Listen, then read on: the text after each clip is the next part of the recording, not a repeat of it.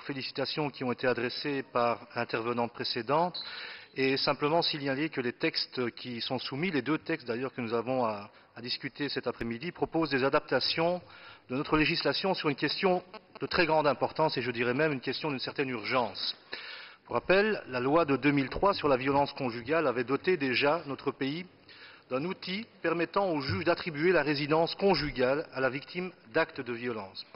D'autres dispositions existent qui complètent notre stratégie de lutte et on peut penser en particulier à la circulaire du Collège des procureurs généraux qui préconise une tolérance zéro en matière de violence intrafamiliale.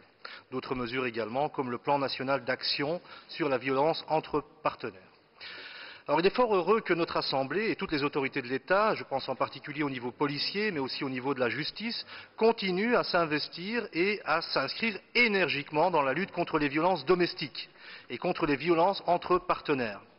Des violences entre partenaires qui, dans la grande majorité des cas, sont des violences faites aux femmes. Mais des violences également à l'égard des membres de la famille, dont les enfants.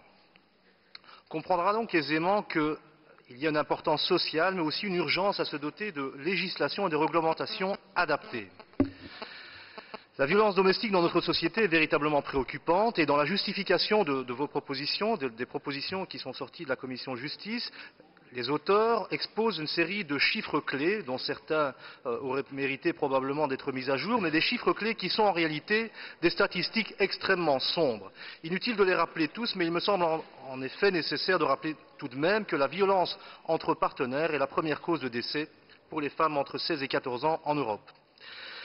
Alors le texte qui est aujourd'hui soumis au vote est une avancée dans la bonne direction, selon nous, dans la mesure où il permet d'agir en amont de l'intervention du juge qui est organisée par la loi de 1993, c'est-à-dire avant que les faits de violence et éventuellement des faits de violence graves n'aient été commis.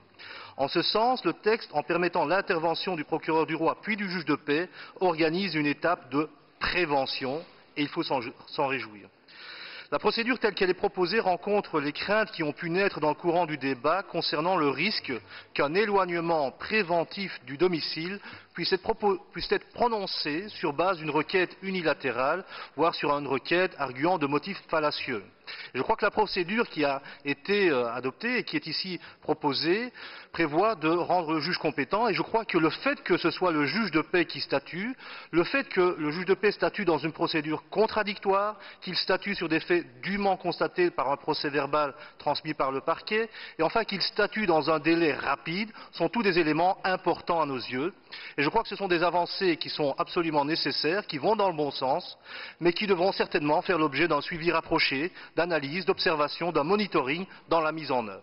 Je vous remercie à nouveau et félicite à nouveau les auteurs pour l'initiative. Merci, Monsieur Boussetta.